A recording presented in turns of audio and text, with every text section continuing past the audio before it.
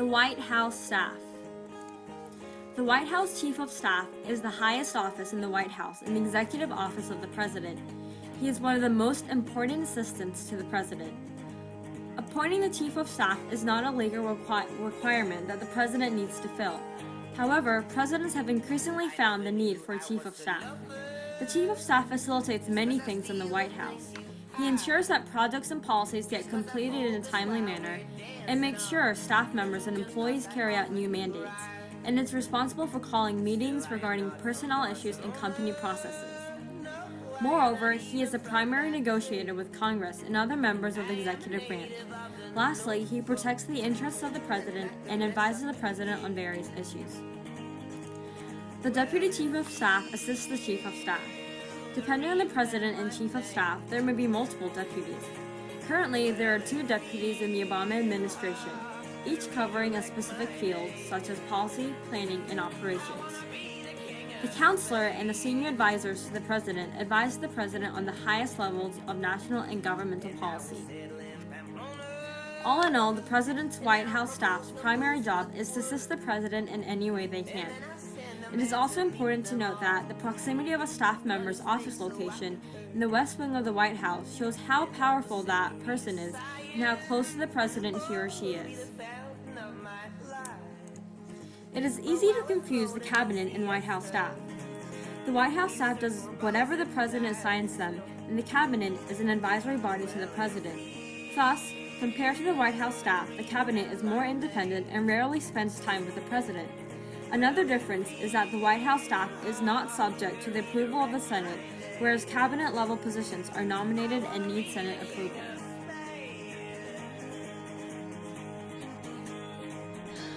When looking at the power structure of the White House, there are various ways the President can organize it. The first is through the rule of propinquity, meaning that the power over a specific decision is established by the staff members physically present when the decision is being made. Next, there is the pyramid structure, where most assistants work and report to the Chief of Staff, who in return reports to the President. This streamlines the information the President receives. This gives the Chief of Staff a lot of power and is a military-like chain of command. A benefit of this is that the President isn't weighed down with running the White House, but this falls short when they don't receive all of the information they need. Some examples of the style were most prominent in the Eisenhower and Reagan administrations. Contrasting pyramid structure is circular structure, sometimes known as the hub-and-spoke model, an organizational style where each secretary or assistant is on a level playing field and each is reporting to the President. This allows the President to have an active role in the details of the White House.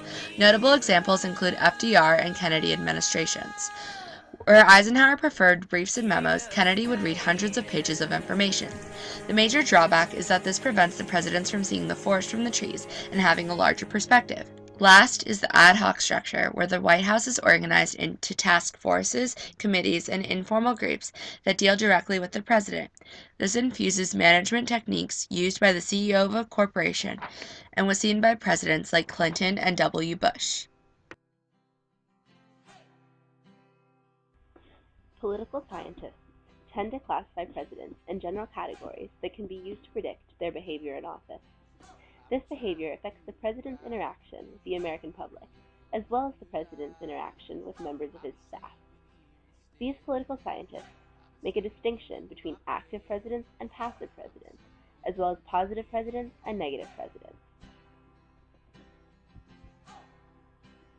Active positive presidents tend to engage in a lot of activity and tend to enjoy this activity. However, they often fail to take into account the irrational nature of politics. Active negative presidents put in intense effort, often somewhat compulsively. However, they tend to reap low emotional reward for that effort. Passive positive presidents tend to be cooperative and agreeable rather than assertive. This often makes it difficult for them to get their policies passed. Lastly, passive negative presidents tend to strive for civic virtue, but often have low self-esteem and feel somewhat useless. When you heard the descriptions above, you might have thought to yourself, well, what good is a passive negative president? Presumably because of the bad connotations of the words passive and negative. However, one of our best-loved presidents, President George Washington, was actually a passive negative president. He favored the status quo and stability. Adams was an active negative president. taking many partisan actions that upset those with opposite political views. Jefferson was active positive. He aimed to organize the American government, and he organized his policies around Enlightenment-era ideals. Lastly, Madison was a passive positive president, as was demonstrated by his tendency to strive for compromise, and his unwillingness to take strong controversial action. These four categorizations are used to predict president's behavior in office. This behavior includes the actions he takes, as well as how he interacts with his staffers. Often, presidential leadership styles tie in strongly with the organizational systems used in a certain president's White House, as well as how he interacts with members of the White House staff, including his chief of staff and senior advisors.